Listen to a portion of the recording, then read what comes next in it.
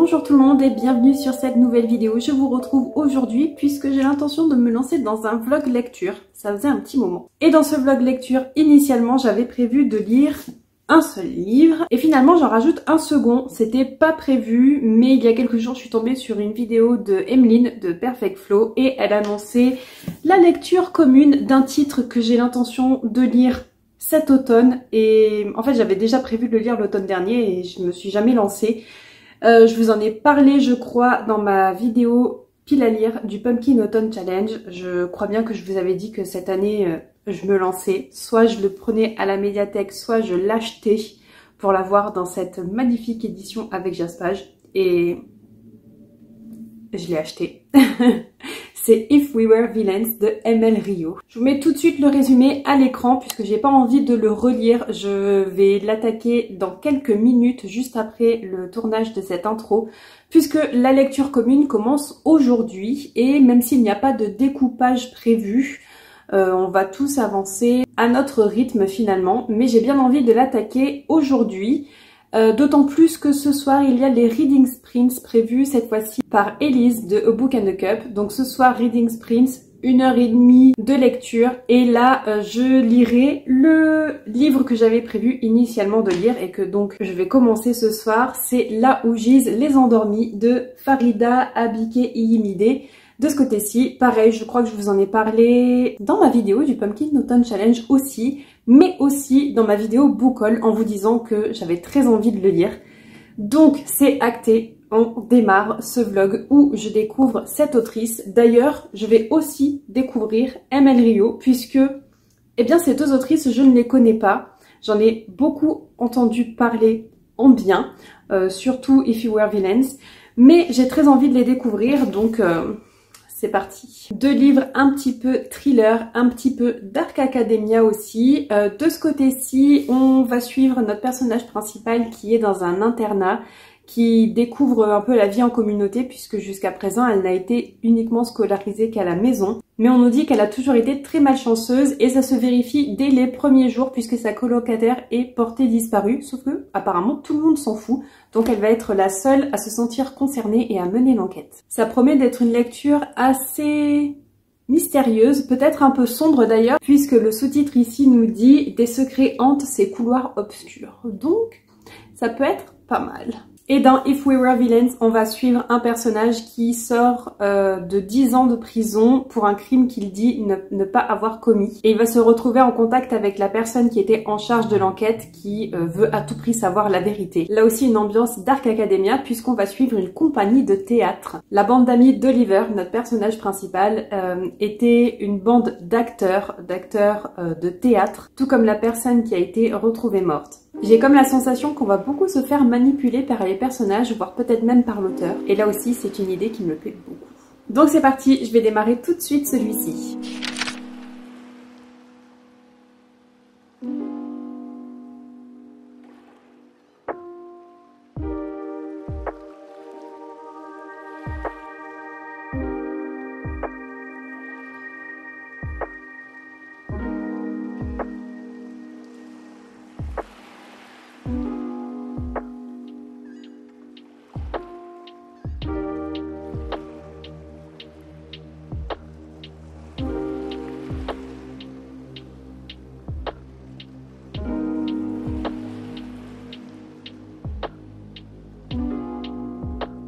On va y aller pour 45 minutes de lecture et on se retrouve tout à l'heure. Bonne lecture tout le monde! Je vais profiter de ce Reading Sprints pour démarrer Là où gisent les endormis. Mon objectif c'est d'atteindre le chapitre 3 puisque j'ai quelques migraines depuis quelques temps et je ne sais pas si je vais y avoir droit ce soir ou pas. Donc je reste light au niveau de l'objectif.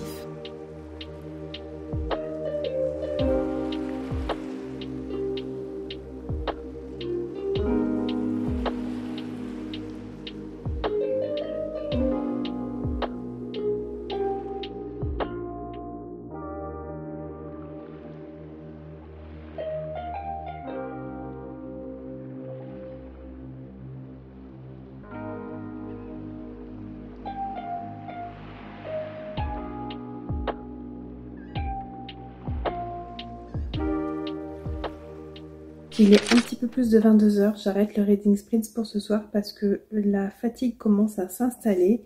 Et en plus, j'ai déjà atteint mon objectif. Je devais atteindre le chapitre 3. C'était l'objectif que je m'étais fixé. Et je l'ai atteint et dépassé puisque je suis arrivée au chapitre 4 à la page 69. J'aime beaucoup ce que je lis. Alors que ce soit pour Là où gisent les endormis ou pour If We Were Villains. D'ailleurs, je suis là aussi à la page 70, je crois. J'aime beaucoup ce que je lis.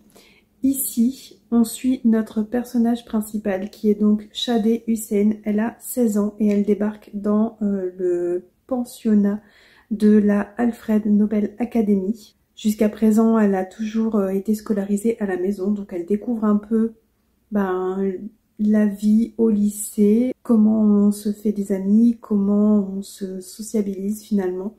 C'est hyper intéressant. J'aime beaucoup l'ambiance qu'on a. Alors c'est pas tout à fait du Dark Academia, mais on a vraiment une ambiance pensionnat, internat, et on sent qu'il y a du beau monde. Les élèves sont quand même assez riches, du moins c'est le cas pour justement Shadé qui est héritière multimillionnaire, quelque chose comme ça. Enfin on a compris tout de suite qu'elle n'est pas dans le besoin du tout.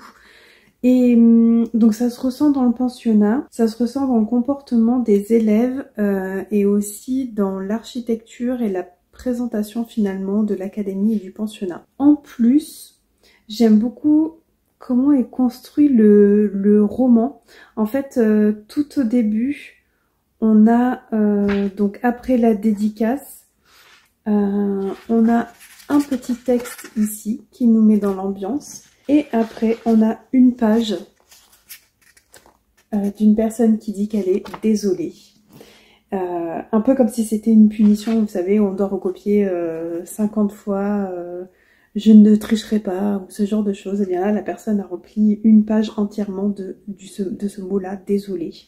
Après, on a le petit découpage avec la première partie ici et un extrait d'un livre. Ici, l'extrait, c'est de Beloved de Toni Morrison, que je n'ai pas lu. Et on a le chapitre -1, qui est donc le prologue. Et après, on a le chapitre 0 de ce côté-ci. Du coup, j'aime beaucoup.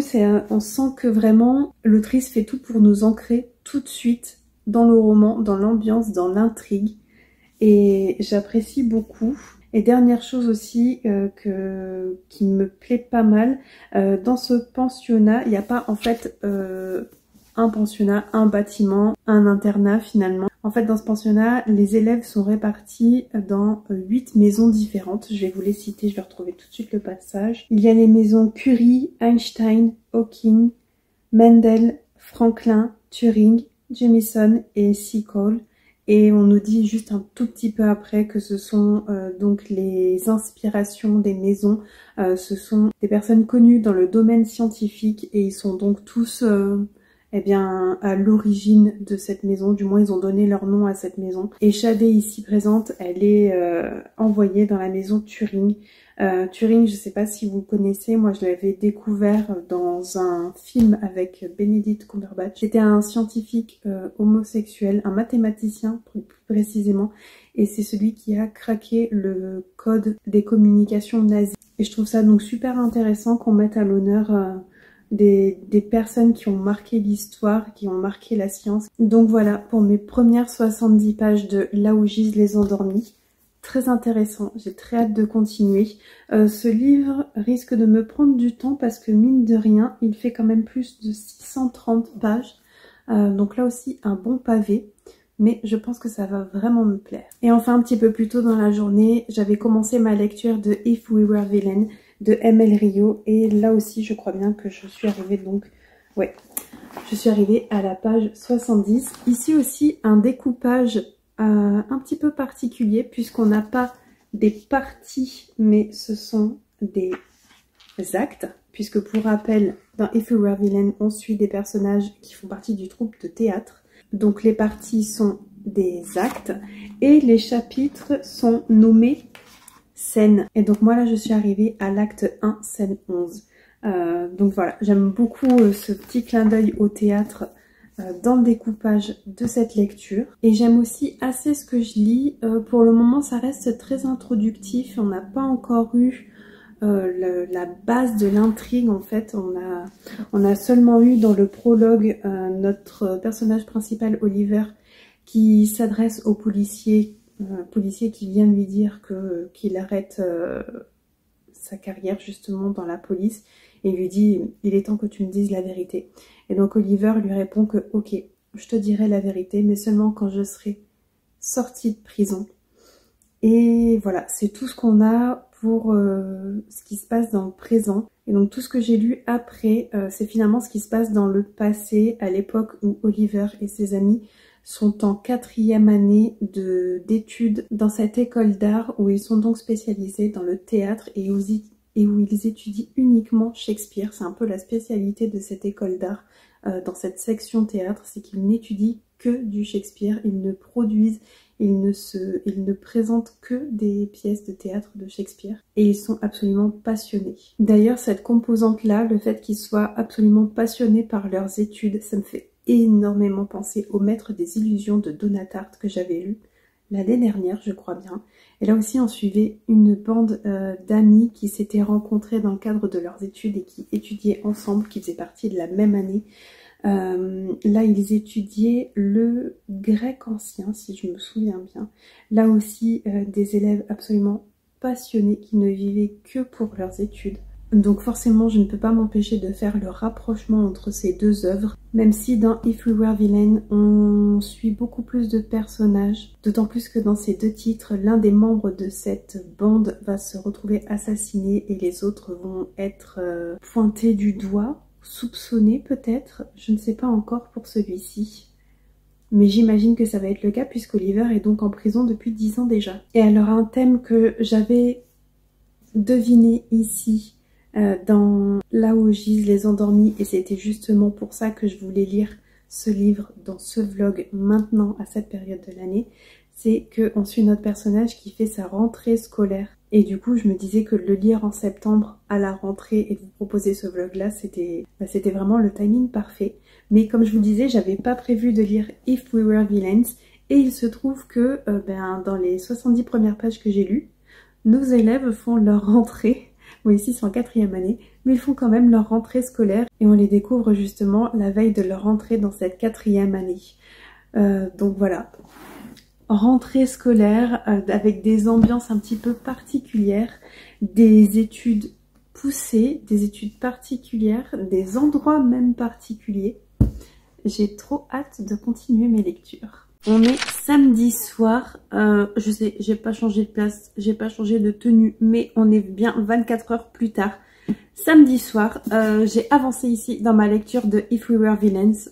Je l'ai pris après être rentrée du boulot et avoir mangé. Donc j'ai un petit peu avancé dans cette lecture commune. J'ai terminé l'acte 1 et je suis donc arrivée à la page 115. C'est hyper prenant, très intriguant. La dernière scène, la scène 12 de l'acte 1, elle est très intense. J'ai hâte de découvrir. Mais j'avoue que je me retiens un petit peu d'avancer plus rapidement parce que j'ai envie de vraiment profiter de cette lecture commune et de pouvoir échanger avec les autres personnes qui font la LC et donc de pouvoir parler un peu plus librement sur le Discord. Donc j'essaie de me réfréner un petit peu parce que de ce que j'ai vu pour le moment, de toutes celles et ceux qui écrivent dans le Discord, je suis la plus avancée. Donc j'ai pas envie d'aller trop vite non plus pour justement pouvoir échanger un peu avec les autres personnes. Mais je me régale. Ça se lit tout seul, c'est très prenant. Et on sent déjà ce côté très intense, un petit peu cette sensation de il va se passer quelque chose de tragique, de dramatique. Mais on ne sait pas sur qui ça va tomber et quand ça va tomber. Et aussi, je tenais à le mentionner parce que juste comble du hasard, mais en dînant ce soir, j'ai regardé la dernière vidéo en date de Books with Emily Fox et c'était ses recommandations pour les lectures automnales. Et la première recommandation, c'est si tu as lu et apprécié Le Maître des Illusions de Donna Tartt, tu devrais lire If We Were Villains de M.L. Rio. Donc autant vous dire que mon ressenti, ce besoin, cette presque nécessité de comparer ces deux œuvres tant elles se ressemblent, finalement je suis pas la seule à le ressentir. Bref, je m'arrête ici pour ce soir avec If We Were Villain. J'ai pas envie d'aller me coucher tout de suite, même si je pense que je vais pas faire long feu non plus. Donc je vais continuer ma lecture de Là où gisent les endormis. Et j'ai absolument pas avancé plus que ce que je vous en disais hier soir. Je suis toujours donc au chapitre 4 à la page 69. Et il y a juste un petit truc que j'ai oublié de mentionner hier soir. Je voulais montrer rapidement. Mais en gros, entre certains paragraphes, il y a des petites séparations où d'habitude on a soit juste un espace, soit un trait, soit une petite décoration qu'on retrouve justement dans le livre. Mais ici on a une petite séparation particulière et je mettrai ma main à couper que c'est du langage morse. J'ai très envie d'aller chercher la signification, la traduction de ce que ça veut dire et en même temps j'ai peur de me spoiler. Donc pour le moment je le fais pas, mais je pense que en avançant dans ma lecture, je vais finir par craquer à un moment ou à un autre et je vais aller chercher ce que ça veut dire. Enfin bref, il est juste temps pour moi d'aller me mettre au lit et de continuer ma lecture. J'ai juste lu 5 pages et je vous jure que j'ai pas fait exprès dans le choix de ces 2 livres pour ce vlog. Mais là où j'ai laissé If We Were Villain, on sortait d'une longue scène où, entre autres, nos personnages jouaient Macbeth. Et là où je reprends Là où gisent les endormis, Shadé, notre personnage principal, va en cours. Son premier cours, c'est un cours de littérature et il se trouve qu'ils étudient Macbeth. Je crois que vraiment, j'aurais pas pu choisir 2 livres aussi différents et pourtant si proches pour un même vlog.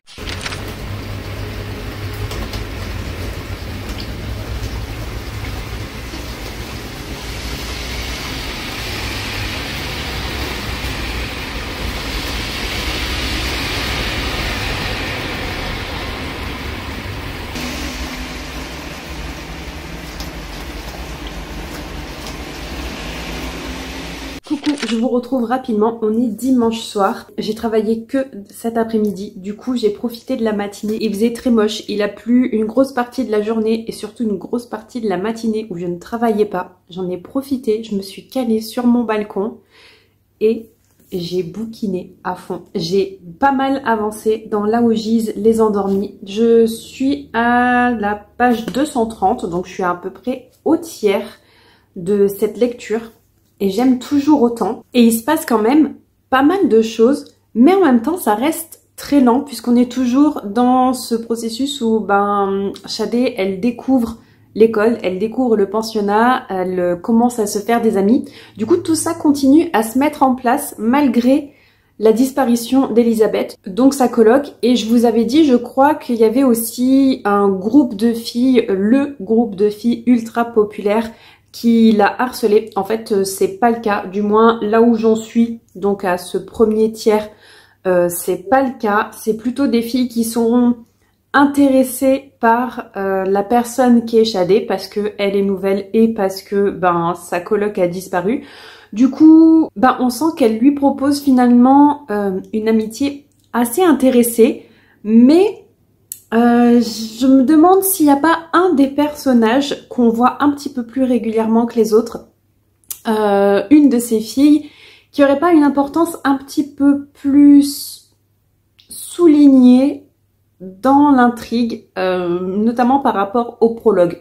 J'en dirai pas plus parce que je veux pas spoiler, mais je me pose des questions.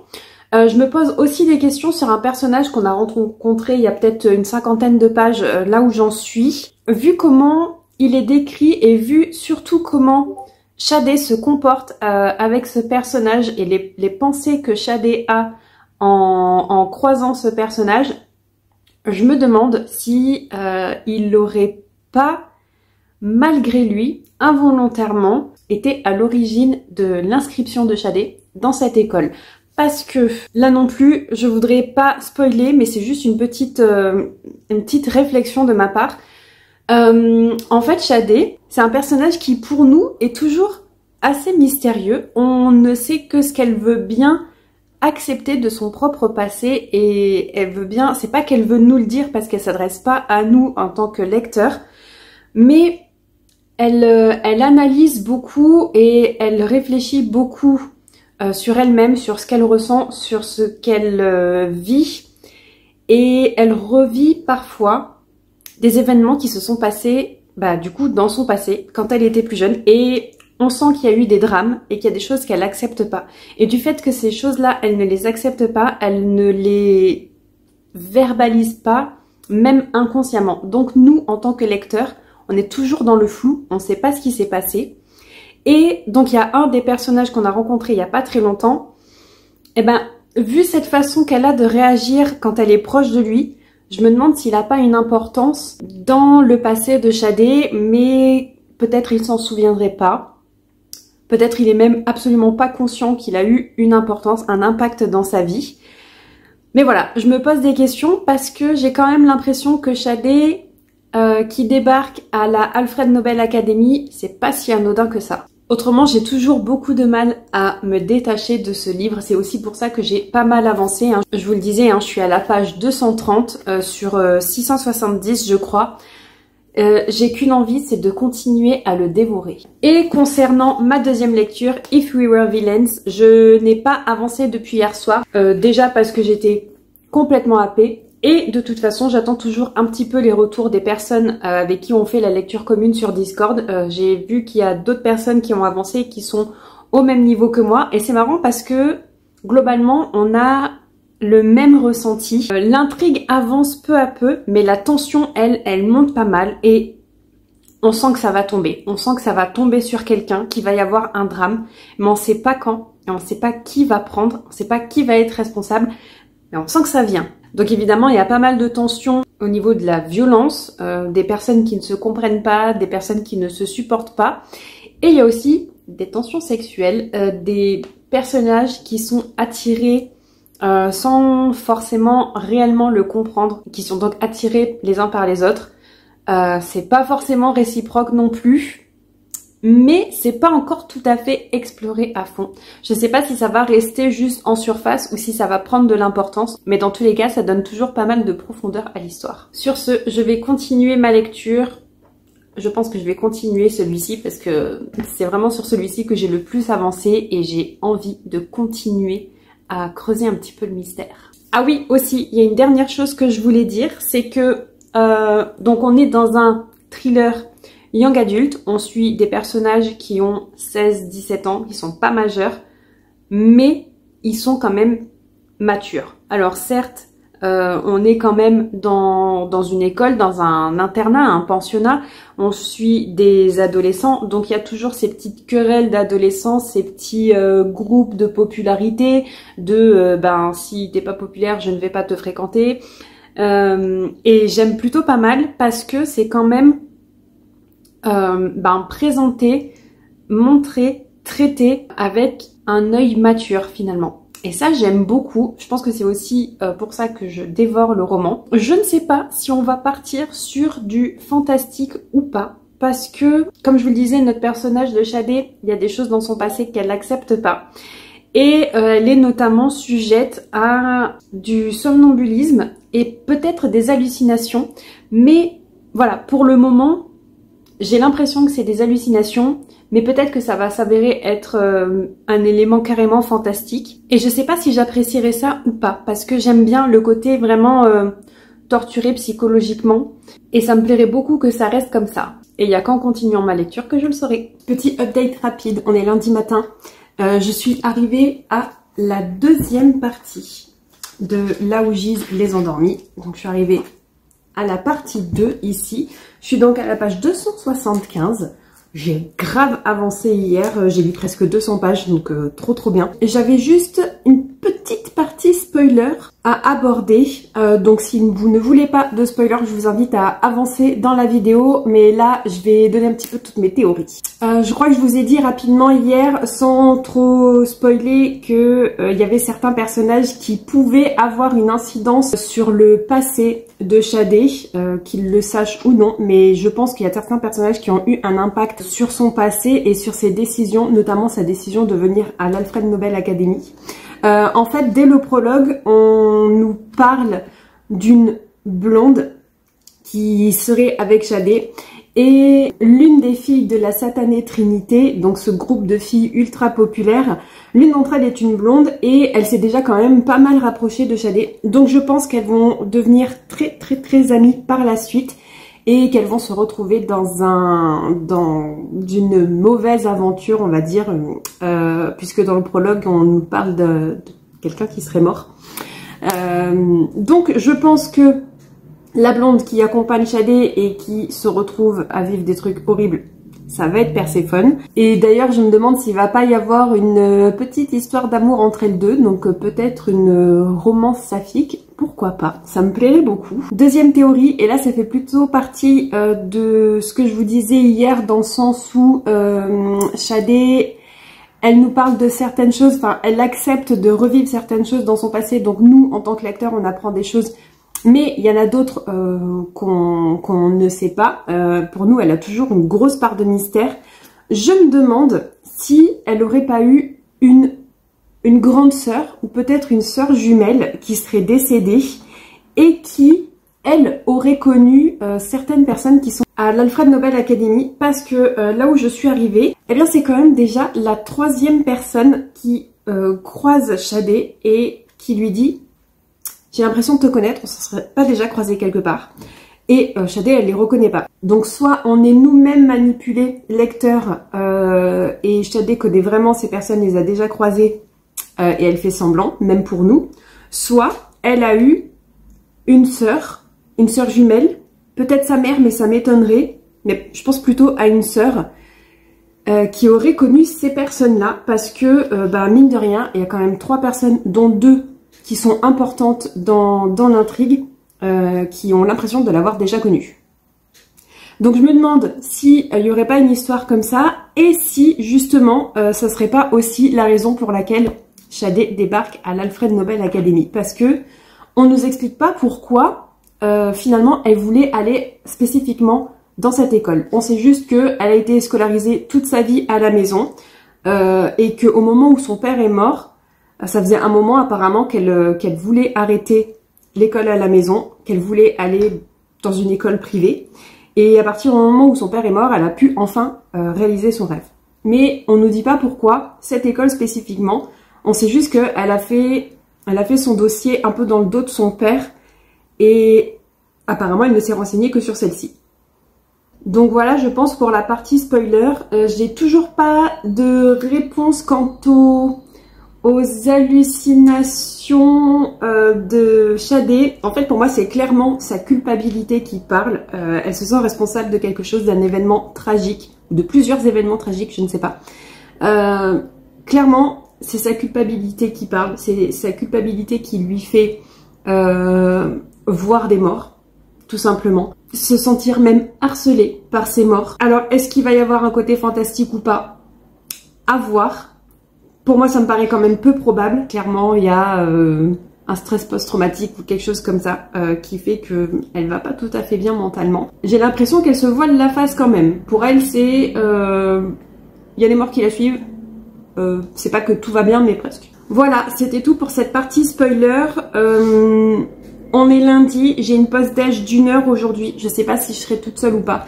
Et du coup, je sais pas si j'amène ce roman pour le continuer et... en fait continuer dans ma lancée, ou si j'embarque If We Were Villain, parce que j'ai eu du nouveau sur le Discord. On est toutes au même point, il y a même une personne qui a avancé un tout petit peu plus que nous, donc je me dis que je peux reprendre ma lecture et re-avancer. C'est tentant, c'est tentant. J'hésite, qu'est-ce que je vais embarquer?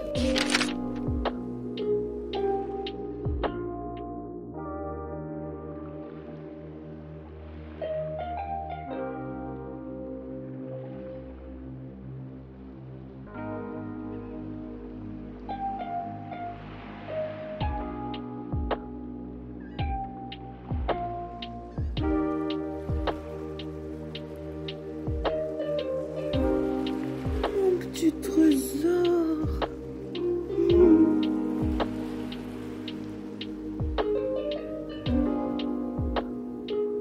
Il se frotte contre mon doigt qui tient le téléphone.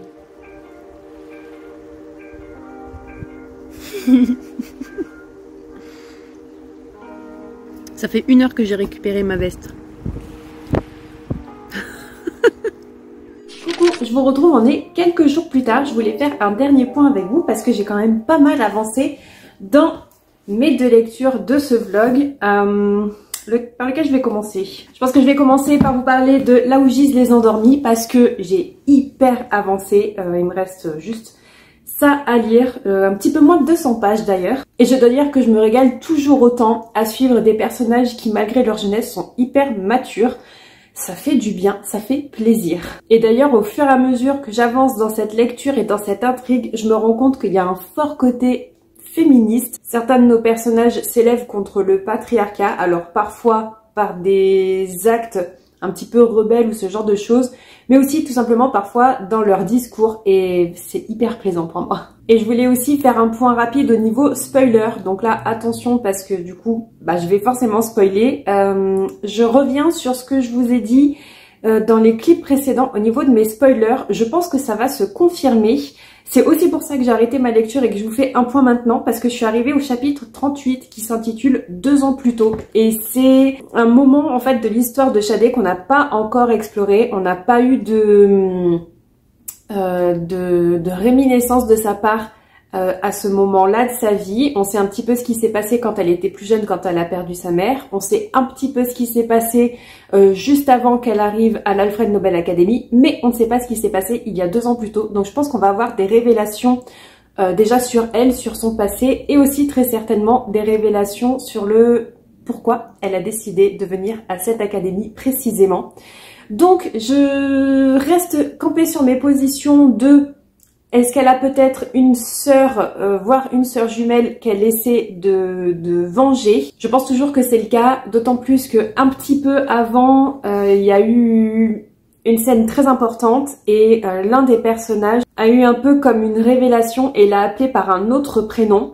Donc ça conforte encore un peu plus mes soupçons, mais on verra bien parce que comme je vous le disais, il me reste encore 200 pages, donc peut-être que ça va être carrément autre chose.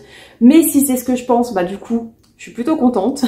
Et je crois que c'est tout ce que je voulais vous dire à ce sujet. Peut-être au niveau des espèces d'hallucinations qu'a Shadé, où je vous disais que peut-être ça va partir dans du fantastique, mais en même temps j'espère pas.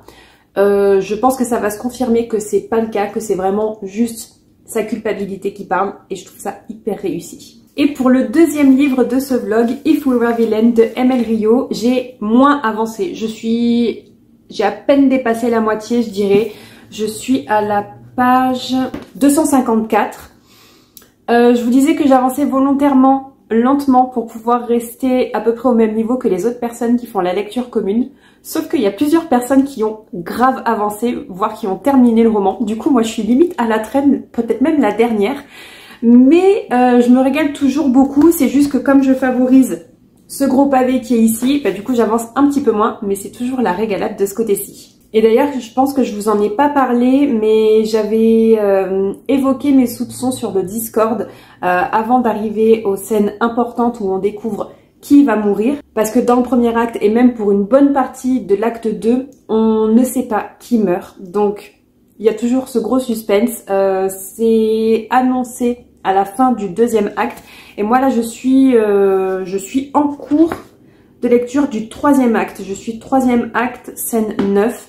Donc on a pas mal avancé. J'avais des soupçons sur le personnage qui allait mourir. Parce que au niveau de la narration, je trouvais ça très intéressant. Si c'était le personnage auquel je pensais, et c'était le cas, je trouvais que c'était très intéressant, qu'il y avait une espèce de foreshadowing, c'est-à-dire que avec ce qui se passe dans l'acte 1 et 2, c'était comme plus ou moins annoncé. Je peux pas trop en dire parce que du coup je vous dévoilerai une grosse partie de l'intrigue. Peut-être que je vais vous en parler dans les spoilers juste après. Dans tous les cas, je me régale. À chaque fois que je le prends, j'ai du mal à le lâcher et j'avance vite quand je le lis. Là aussi, j'ai vraiment hâte de le terminer, de pouvoir en parler plus en détail aussi sur le Discord de la lecture commune et de pouvoir lire les spoilers de certaines personnes qui l'ont déjà terminé. Ah, j'ai trop hâte d'en discuter avec elles. Bon allez, je vais quand même vous faire une petite partie spoiler sur celui-ci, ça démarre maintenant. Donc, le personnage qui meurt, et bien en fait, dès la fin de l'acte 1, voire le début de l'acte 2, je me disais que c'était très certainement Richard qui allait mourir. Parce que, déjà, c'est le personnage qui s'est attiré la haine du reste de sa bande d'amis, du reste de sa promotion, par son comportement, par ses réflexions. C'est devenu une personne assez détestable que même nous en tant que lecteurs, on a envie de le claquer. Et je trouvais ça aussi très intéressant puisqu'ils sont amenés à jouer une pièce de Shakespeare qui s'appelle César, dans laquelle Richard joue César, et dans cette pièce-là, César meurt. César meurt au beau milieu de la pièce, trahi par ses amis et à cause de son ambition, de sa soif de pouvoir. C'est exactement ce qui se passe pour le personnage de Richard, et c'est aussi pour ça que je vous parlais de foreshadowing, puisque finalement le fait qu'il joue César, ça annonce sa propre mort et ça annonce la façon dont il va être trahi et dont il va mourir. Sauf que là où j'en suis, donc comme je vous disais, acte 3, scène 9, on ne sait toujours pas comment il est mort. Enfin, on a retrouvé son corps, on sait dans quel état il était, mais on ne sait pas si c'est un accident ou si c'est à la suite d'une bagarre. Est-ce que c'est quelqu'un qui l'a assassiné? Pour nous, lecteurs, c'est toujours flou. Et on ne sait aussi toujours pas pourquoi Oliver va se retrouver en prison pendant 10 ans à la suite de cette mort. Est-ce que quelqu'un l'a accusé? Est-ce qu'il s'est dénoncé? C'est encore très flou pour nous. Et là aussi, je crois que c'est tout ce que j'avais à dire au niveau des spoilers. Donc, je vais continuer mes lectures. Il y a de fortes chances que je continue et que je termine là où gisent les endormis pour ou aujourd'hui ou demain, parce qu'aujourd'hui ça va être une journée assez chargée. Je ne travaille pas, mais j'ai une autre vidéo à tourner et à commencer à monter. J'ai un rendez-vous médical en début d'après-midi, presque à l'autre bout du département, donc ça va me prendre aussi pas mal de temps. Et du coup, après ça, je vais aller voir mes parents et passer l'après-midi avec eux parce que ça fait un moment que je les ai pas vus. Et mon père réclame que je vienne pour qu'on termine au moins la première saison de House of the Dragon. Et si on peut, eh bien commencer la saison 2 parce que ça fait un moment, on la regarde ensemble et ils attendent avec impatience que je revienne pour voir la suite. Donc je pense que ça va être comme ça, que je vais embarquer avec moi ce roman au cas où si j'ai besoin de lire dans la salle d'attente, si ça prend trop de temps, au moins j'aurai de quoi avancer. Et j'avancerai dans If We Were Villain un petit peu plus tard, mais en fait je me dis qu'il me reste tellement pas grand chose ici que j'ai envie de le terminer. Donc je vous retrouve un petit peu plus tard, je pense que j'aurai terminé celui-ci et soit j'aurai bien avancé, soit j'aurai terminé If We Were Villain. Coucou, je vous retrouve, on est quelques jours plus tard, c'est dimanche matin et j'ai terminé les 2 lectures de ce vlog. Je vais d'abord commencer par vous parler de Là où gisent les endormis puisque je l'ai terminé il y a quelques jours déjà. Je l'ai tout simplement dévoré malgré ses plus de 600 pages parce que franchement ça se lit tout seul. L'intrigue elle est super prenante et je me suis quand même pas mal attachée au personnage. Et si jamais vous avez regardé les parties spoilers, je vais simplement vous dire que j'avais raison. Mais ça ne m'a pas du tout empêché d'apprécier ma lecture. Au contraire, j'étais encore plus à fond. Et franchement, je suis aussi super contente de l'avoir sélectionné pour le lire assez tôt dans la saison automnale parce que franchement, au niveau des vibes, eh bien c'est exactement ce que j'en attendais. En plus, ce côté vraiment où on est dans un pensionnat, dans une école privée, au moment de la rentrée, c'était vraiment bien choisi. Et je suis d'autant plus contente que j'ai découvert une nouvelle autrice que j'ai beaucoup appréciée. Donc je pense que je vais remonter un petit peu dans ma liste des priorités As de Pique, qui était son premier roman et qui apparemment a de très bons avis. Donc je me laisserai peut-être tenter pour le découvrir aussi. Dans tous les cas, si vous cherchez une lecture fluide, qui se lit tout seul, qui se dévore malgré sa taille, avec un petit côté young adulte, mais qui franchement reste très mature, un petit côté dark academia, puisque ça se passe dans une école, et il y a des secrets, des petites manipulations, ce genre de choses. Mais aussi un roman féministe, là je peux pas vous en dire plus parce que c'est vraiment au niveau de l'intrigue. Je vous recommande de le lire. Ça peut aussi faire pas mal écho à ce qui se passe en ce moment en France au niveau de la justice avec l'affaire Pellico. J'en dirai pas plus parce que sinon je vais m'énerver. Mais voilà, dans tous les cas, n'hésitez pas à lire ce roman s'il fait partie de votre pile à lire. Moi j'ai vraiment adoré. Et enfin hier, pendant ma pause déjeuner, j'ai terminé If We Were Villain de M.L. Rio. Là aussi une lecture que j'ai beaucoup appréciée, que j'ai un petit peu plus traînée puisque comme je vous le disais, je voulais être raccord avec les gens qui le lisaient sur le Discord. Donc j'ai pris un petit peu plus mon temps pour le lire ici. Et là aussi une très très chouette découverte de ce titre et de cette autrice. Donc clairement s'il y a d'autres titres qui sont traduits dans les années à venir de cette autrice, je vais foncer. Ici un roman bien plus mature malgré les similitudes avec celui-ci. Puisqu'ici aussi je vous le disais, on suit des élèves cette fois-ci à l'université. Ils étudient le théâtre et plus particulièrement Shakespeare. Donc il y a un très très gros côté théâtral dans ce roman. Ça plaît pas forcément à tout le monde. Moi c'est pas... J'ai pas adoré ce côté, mais il m'a pas forcément dérangé non plus. Je sais que ça peut déranger d'autres personnes par contre. Mais moi j'ai vraiment bien accroché, il y a beaucoup de tension. D'abord côté mystère, puisqu'on sait que l'un des élèves de la promotion d'Oliver Mark, qui est notre personnage principal, a été retrouvé mort. Et on soupçonne que l'un des autres personnages de la bande est à l'origine de sa mort, mais on ne sait pas. Dans tous les cas, c'est Oliver qui a été condamné à une peine de prison de 10 ans. Et dans ce roman, c'est en fait Oliver qui nous raconte 10 ans plus tard ce qui s'est passé à ce moment-là. Donc comme je le disais, beaucoup de tension au niveau du mystère qui entoure cette mort. Beaucoup de tension entre les personnages principaux, les personnages qui font partie de cette bande, qui s'apprécient, qui sont amis, mais on sent qu'il y a des choses qui ne vont pas quand même. Et il y a aussi pas mal de tensions sexuelles. Mais là, pour le coup, je ne peux pas vous en dire plus sans vous spoiler. Dans tous les cas, on est tenu en haleine jusqu'à la fin et c'est quelque chose que j'ai beaucoup apprécié. Et comme je vous le disais juste avant, le théâtre a une place vraiment importante dans ce roman. C'est aussi quelque chose qui m'a énormément plu et je pense que c'est ce qui fait que ce roman dans les années à venir, voire dans plusieurs décennies, va être considéré comme un chef-d'œuvre parce que ce côté où l'histoire de nos personnages est finalement liée au théâtre, à Shakespeare, aux pièces qu'ils ont l'habitude de jouer, aux citations qu'ils ont l'habitude de se balancer entre eux. Il y a un vrai jeu de miroir en fait avec la réalité de Oliver Marks et les pièces de Shakespeare qu'ils ont l'habitude de jouer. Bref, là encore, une lecture que je ne peux que vous recommander, une lecture parfaite pour l'automne puisque ça se passe principalement entre la rentrée scolaire au mois de septembre et Noël, même si ça se passe aussi un petit peu après. Le plus gros, ça se passe justement sur les mois de septembre, octobre, novembre et décembre.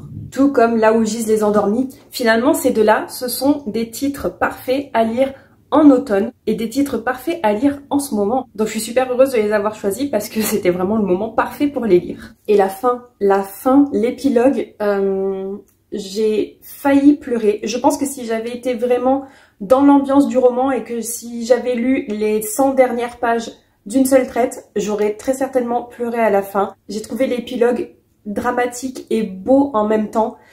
Et cette petite touche à la fin, c'était parfait. Bref, vous l'avez compris, deux lectures que je vous recommande pour cet automne. J'espère que cette vidéo vous a plu. N'hésitez pas à me dire ce que vous en pensez dans les commentaires. Si vous ne souhaitez pas laisser un commentaire long, laissez-moi l'emoji.